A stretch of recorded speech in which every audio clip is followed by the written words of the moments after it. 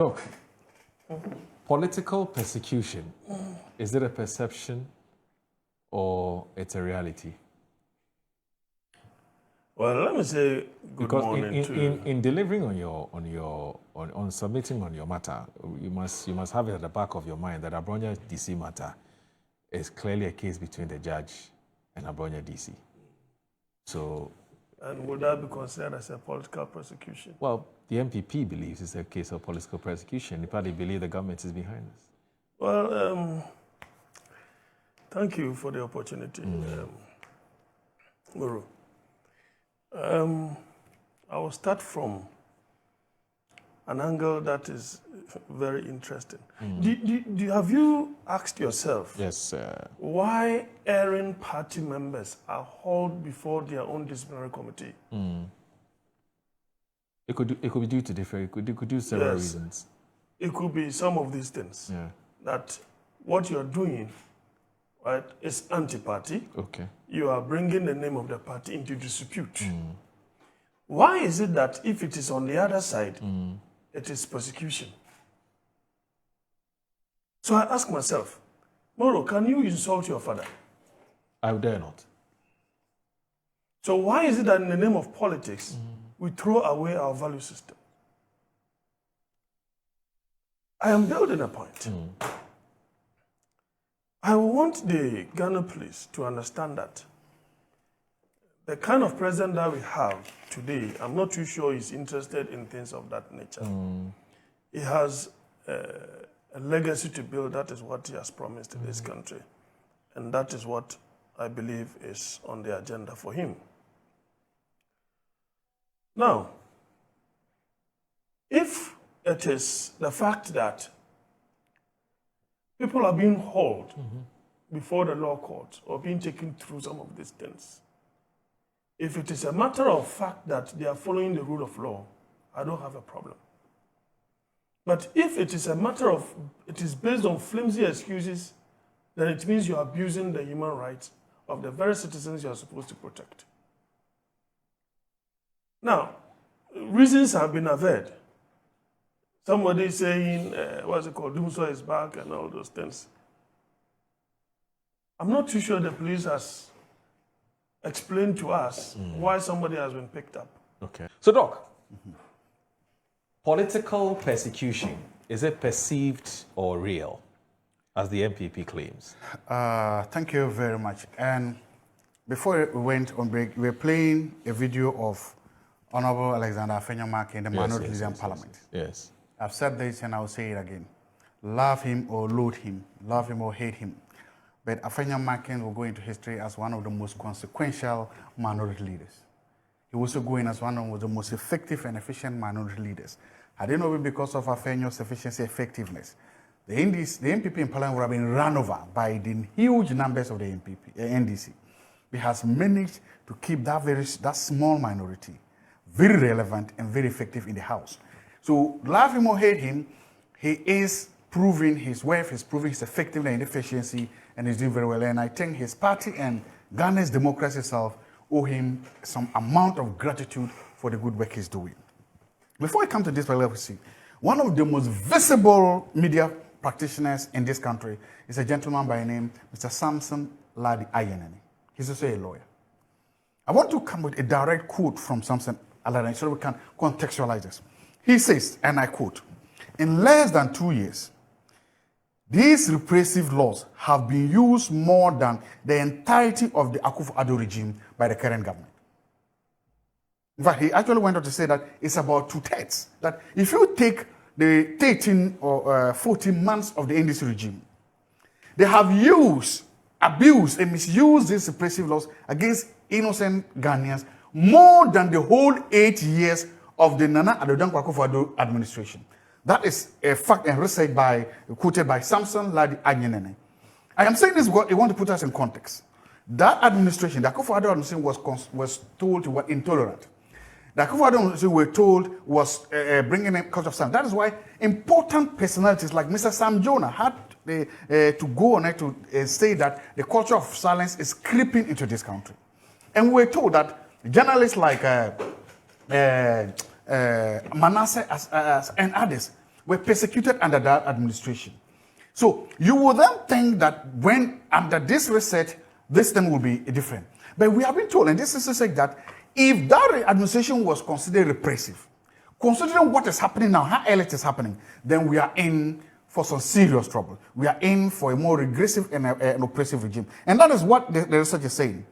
Since this government has come into power right now, more than 13 people have been arrested for what they have said on TV or on radio or online. For things they have said, more than 13 people. If you add Martin Kwebu for just being arrested for what he has said on air, you are looking for more than 40 people. That means that technically every month, if you do it, somebody is being arrested for what the person has said. And there's something, none of these people have so far been convicted by a court. That means that for whatever reason they were arrested, no court has found that there's enough evidence to convict them. I want us to understand that. That none of them, the 13 people, you can start from them, and then none of them have been convicted by a court that what you have said actually merits a crime. That means that in almost all these cases, these people have been arrested, sometimes denied bail at the insistence of the state, and then they have to suffer for it, only for them to be removed on some kind of bail, and then usually the cases goes to die. That means that somebody, the only objective of this is to show them where power lies. And I'm saying that, look, power corrupts, and absolute power tends to corrupt absolutely. When these things keep happening, you may say it is them. Or you may say that similar things happened yesterday, and I've mentioned them. They happened yesterday. There were other people that were picked. There were other people that were arrested yesterday. But something shows that the reset has not affected this area of our economy. Something shows that we have not learned any lesson from those repressive regimes or from what happened. If we have learned, we shouldn't be doing what we are doing now. And I always say this is because, look, the current Attorney General went after 2016 when there was this, his house was, like, state went there, they arrested him in the middle of the night. They violated every single right he has. The current Minister of Energy suffered a similar fate. The current Director General of EOCO suffered under state repression. To so much so that his businesses, we're told, were destroyed. And all these things happened to these men, whose only crime then was that they served in the former administration. Again, my point is that we are expected that we will see a kind of what? Reset in this. That will say, look. In the case of Remonacha, he was not an appointee. Appointee, good. He was not. Thank you, I agree. Yes. But that also, so you could see what state power, let's agree, raw state power could do to what? Appointees and also what? Ordinary citizens. Right. Then you would then expect that today, these same people, once you have power, can sit down and say, let's tone it down a bit. Let's be more measured, because we know what can happen when power changes. We know what can happen. But it seems that that call has not been heard. It seems that that has not been the case. So my question then becomes, here's a government that has said that is touting its economic benefits. That is touting what they have achieved. Inflation, fuel prices, exchange rate, all these good things. So why is this same government so averse to criticisms? For me, these one-time arrests speak of what? A certain amount of frustration. It's coming from a place of frustration, not a place of strength. Because if you are that strong, if people are really feeling the impact of your policies, you shouldn't care what some fancy kenke or fancy comedy says. If you really think that the people are benefiting from what you are doing, you shouldn't care what Okojechi Afrifa says. You shouldn't care what, say, Obama Pokwase says. You shouldn't care. If you really think that you have solved the Dumso problem, if you really think that Dumso is not a problem, why do you arrest somebody whose only crime is that he put up a poster that says that Dumso is back? So why should that lead to an arrest by the state? People will say vicious things, yes, but we shouldn't criminalize foolishness. The person says something that is vicious, that in itself we should not criminalize it. We shouldn't criminalize stupidity. If the people are stupid, we shouldn't criminalize it. We shouldn't criminalize indiscretion. If the people are exercising indiscretion or doing that, we shouldn't criminalize it. We shouldn't criminalize loose talk. If the people are speaking loosely, you are the government. You can control almost the communication machine of this country. Put up counter evidence, counter facts to do it. But look, sometimes what we then do is that these things do not stop people from being, let me say, mischievous, from being dubious, or from saying similar things. If they could, the first person that was arrested, we will not see them happening. But more people are doing, because sometimes you embolden them. When you do this, people are not going to all of a sudden say, that, hey, I'm afraid I'm going to be arrested, so I'll keep quiet. They're not going to keep quiet. Because sometimes some of these people are looking for the limelight, the political limelight, and you give it to them.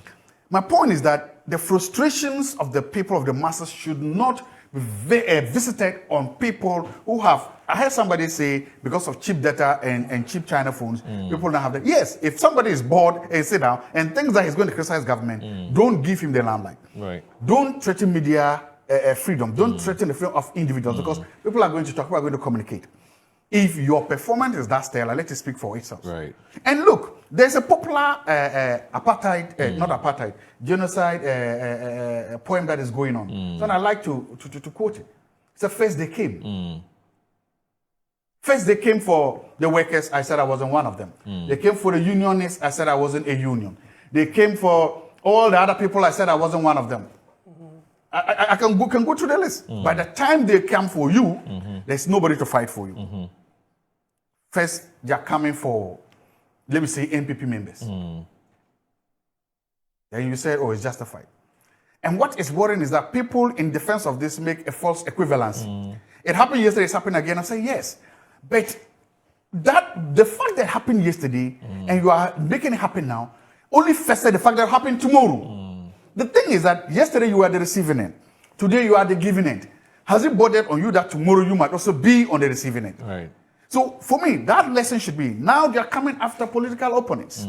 Now they are using the law against sometimes low-hanging fruits or sometimes ground-lying fruits of the political chain. Men and women who, under normal circumstances, cannot even guarantee a bail or any distance. And sometimes it's the ridiculous loan bail conditions. Okay. So we need something, and that is where I think that the judiciary or the Chief Justice might come in. Because if something is a misdemeanor, I'm not a lawyer, if it's a simple thing, sometimes the bail conditions make you sit down and wonder whether actually it's a bail condition. Now, that is not the government. That is coming from, let me say, the bench. And the bench may say that, okay, we have determined that based on the severity. But I'm saying that if somebody's only crime is that Doomsday is back, and you say, go and bring a house in Accra for a surety for the loan. If this guy can build a house in Accra, will he sit down and be saying things like this?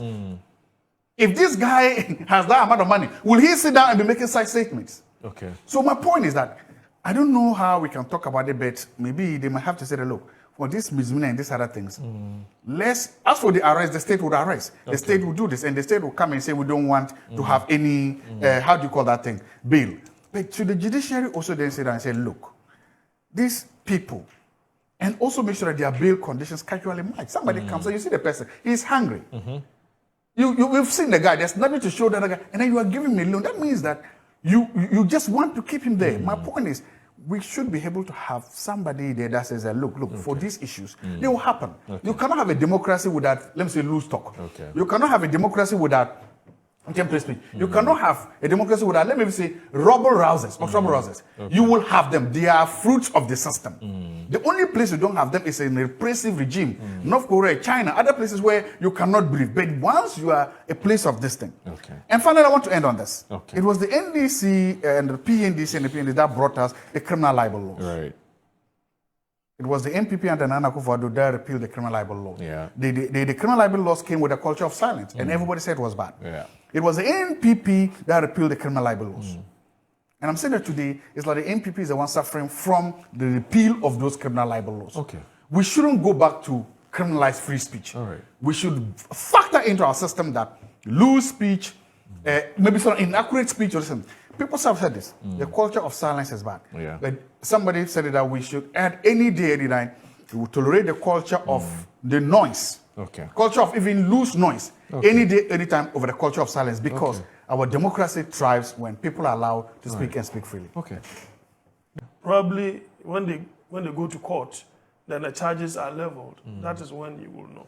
In the case of David Esando, the other day, it must have been Master Plata Jr. who gave me his AK, I believe so. But in the case of the Bono regional, how do you call it, regional, I think it's a Bono, it's Agona West. Agona is in the Gumwa. Yes. I think they are constituency organizer. I think that's David I Samuel. don't even want to deal with individual cases. The reason why I'm bringing this up because of the point you just made, which is that you said it was the police that invited. In the case of that gentleman, it was actually the BNI. Now, when they got there, according to the Deputy General Secretary, he was here in the studio, must have been on Friday or Thursday or so, he was here in the studio when this matter came up. And I asked him whether he had officially been told by the arresting authority why he had been arrested. Yeah. And Mustafa, who is Haruna Mohammed, Haruna Mohammed, told me that when he was there, when the lawyers asked the BNI officials, of course, he credits them for one thing, which is that they were very professional. He said that. But when they asked them, why are you arresting our client? He said the BNI officials told him it was because the gentleman had written or had caricatured John Mohammed's picture somewhere and had written Dumso is back. And I was saying that I'll be surprised if that in itself is a crime. But he insisted. I asked him 3 times, are you sure that's what the BNI officials said? He said yes.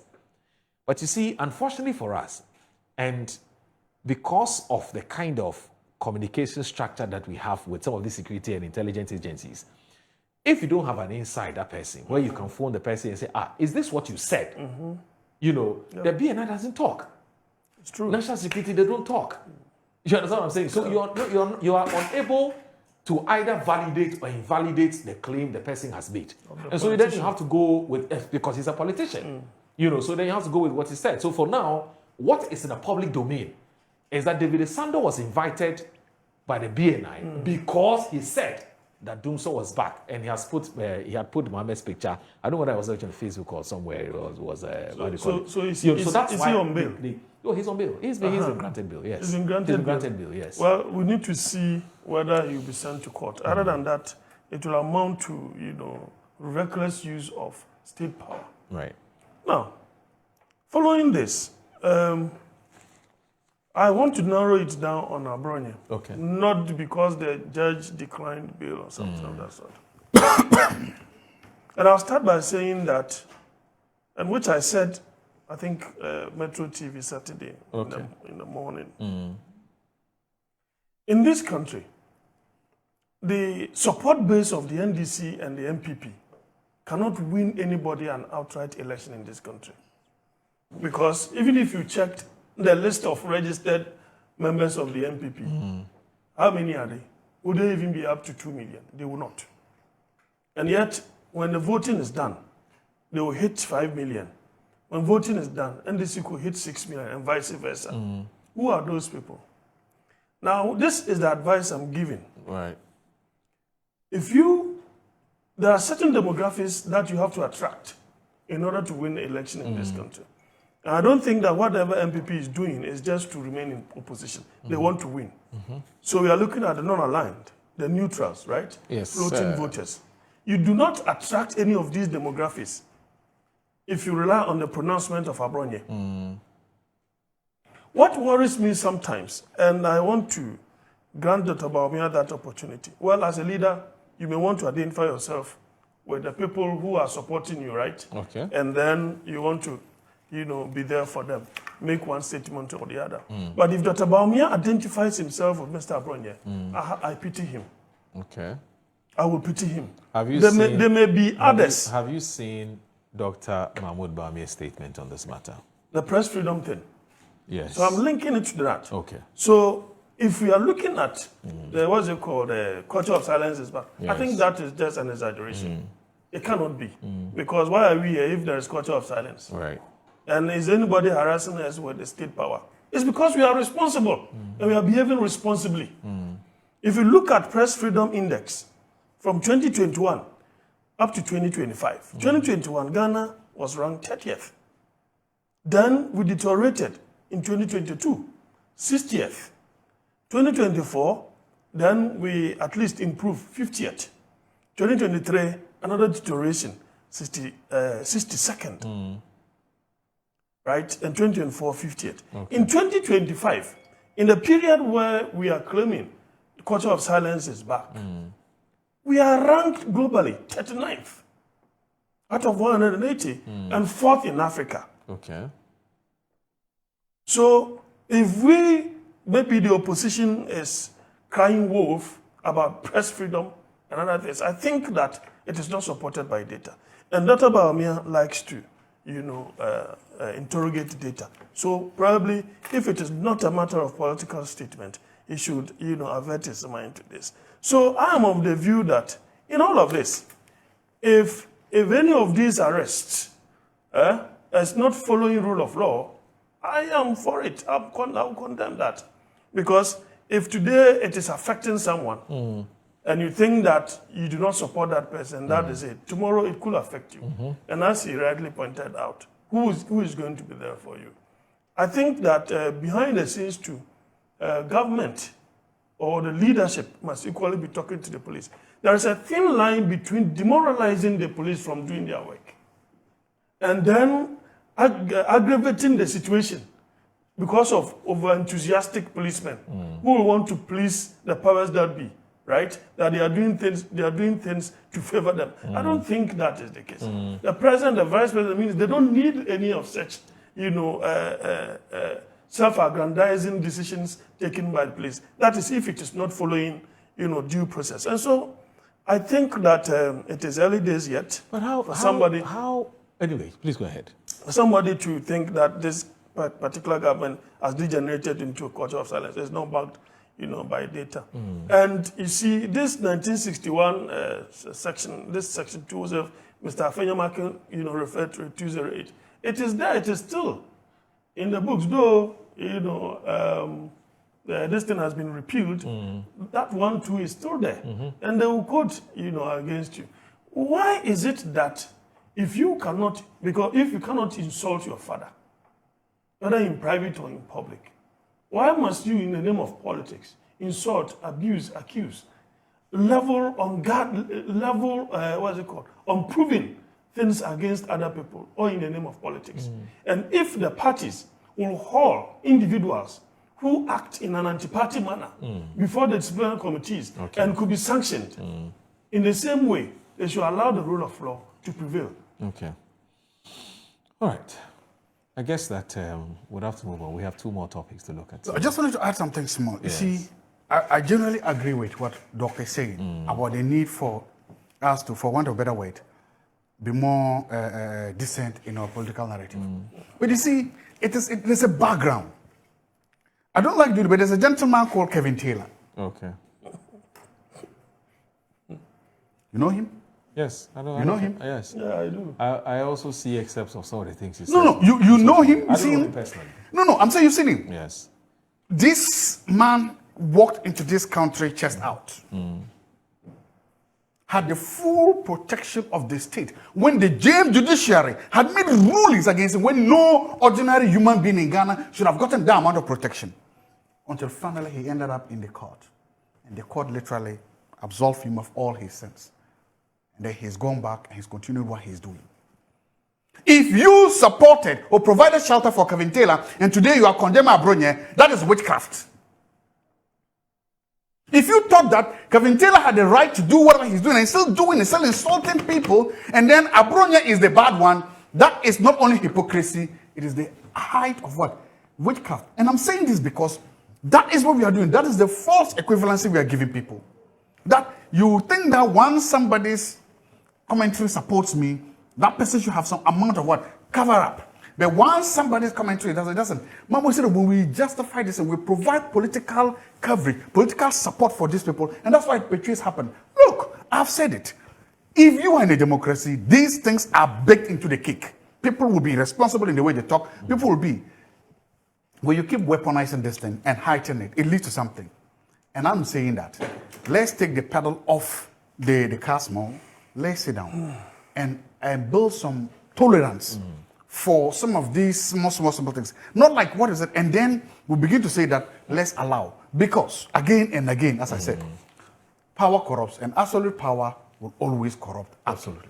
But Just a little more. yeah, but you made a very strident statement about Kevin Taylor, and your claim is that Kevin Taylor has come to this country a few times under state protection. Do you know that as a matter of fact? Well, I'm not a lawyer, Yes. but I'm thinking that No, I'm not talking about the court case. I'm making a case. If the court, and in some of the cases, the courts have found him in the case that if he was in the country, he'll be arrested, right?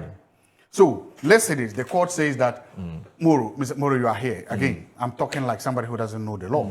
If the courts find you guilty, the first thing that they will arrest you, right? If they will not arrest you and you have come, there will be a bench warrant, or is it a table warrant, whatever warrant for you to be captured, right? That warrant is supposed to be enforced by the state. Yes. Let's take it one after the other. Of course. If you are coming to this country, the government of Ghana knows you are coming in. If there's a warrant for you, immigration services, custom services, all the state intelligence can know you are coming to the country. So, if despite that warrant, if despite all these things against you, you are allowed free passage to come. In fact, even on his way to court, he could have been arrested by the state, right? There are police officers at the court, the same court. Now, if this same man has a free passage, comes in, walks freely to court, has a case and goes out, the state enabled him. The state did. Because a private individual does not have that power, that legal power, that statutory power to allow him a free passage to go. An individual doesn't have a private. It's only the state that has the power to do that. So if we want somebody who enabled that to happen, is the state. Right. That's the argument I'm making. It's the state. But I think I followed that matter not fully. People who are not hardcore members of your party. Floating voters. You've talked Some about floating them, voters. Yes, swing voters. You don't attract floating voters with this kind posture. of journalism or vituperative attack. The political parties So I don't expect the Tababian to identify himself with him. Well, any other person, fine. But not Abronia's type of. Let me read this message by so you're very so one of our ardent one of our ardent viewers, and he's a gentleman I'm yet to meet, but I like his perspectives that he shares. Master Planner Junior, yes, from Kintampo. He's a policy analyst. He says, great insights from Dr. Zato. Watching you live from Frankfurt. Hey, Master Planner, you're a big man. Me and you, we there for a cry. What did they do for Germany? No, he did Kintampo. He said, Master Planner Kintampo. He can't pass you go. You'll be there. The one who said, you'll be there. He said he's sending me a message from Kintampo. Yeah, the man sent to Germany.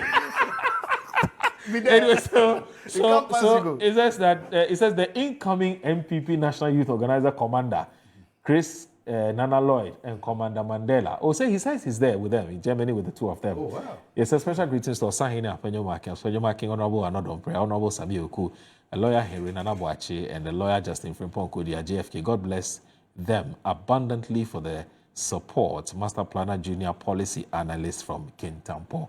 So he's saying a big thanks to the likes of Nana Lloyd, Commander Mandela, Osahini Afenyo-Markin, Honorable Anodon Prayer, Honorable Sabi Oku, and also lawyer Henry Nana Boachi, and lawyer Justin Frimpong Kodia. He's saying a big thanks to them for, I believe, he's not told me this, but I believe it's because they facilitated his trip to Germany. But he won't tell me what he's going to do in Germany. Now he won't tell me. Master Planner, anyway, good to hear from you. So I want us to, and then also Reverend Jones Latte, he's also sent us this message. He says that lawmakers have no business making statements at press conference. Afenyo-Markin knows very well that the best place to deal with political persecution is to draw the attention of the Speaker of Parliament and raise the matter in Parliament for debate. Is Dr. Zato saying that the arrest of Arbonia was done at the instruction of the government? Is he aware of the separation of powers in Ghana? Yes, the bill conditions in Ghana is terrible. However, no government must be held responsible for the decision of a judge. And, okay, he wants to know whether he was arrested, whether Arbonia was arrested because he violated the bill conditions. It's not too clear what exactly was the reason why he's been remanded in custody for 2 more weeks, and it's information which is we're not privy to. But perhaps when we speak to the lawyers, I'm sure Zato can get some more information from some of his friends. I'm also doing the same. I've sent a message out for them to tell us what exactly was the reason why he's been remanded for 2 weeks in custody. Anyway, so... Have you forgotten the young guys who went on demonstration against Galamsey? Oh, you mean the... 2024. Oh, you mean Occupy the Jolobi guys, Yes. and what happened to them? How many days were they remanded? They were denied bail. Yeah, they were denied bail. Are you talking about Oliver Bakavoma when they said... Yes, all of them. Wherever you are, pray for his safety. Pray for his security. Pray that what's the wrong with good him? Lord will keep him. Because his lawyer is saying that the guy has a health problem. He said the guy has not eaten. He's talking of lack of access. Wherever you are, Just say a small prayer for him, that the good Lord will keep him, that the good Lord will strengthen him, and the good Lord will keep him in health as he goes through these trials and tribulations. That at the end of the day, if justice is done and he's released, we will know that justice is done. If justice is not also done and he's sent to prison, then we know he's in full prison. But whatever you do not ignore him in your worst wishes and prayers, because we know what happens when these things happen. Okay.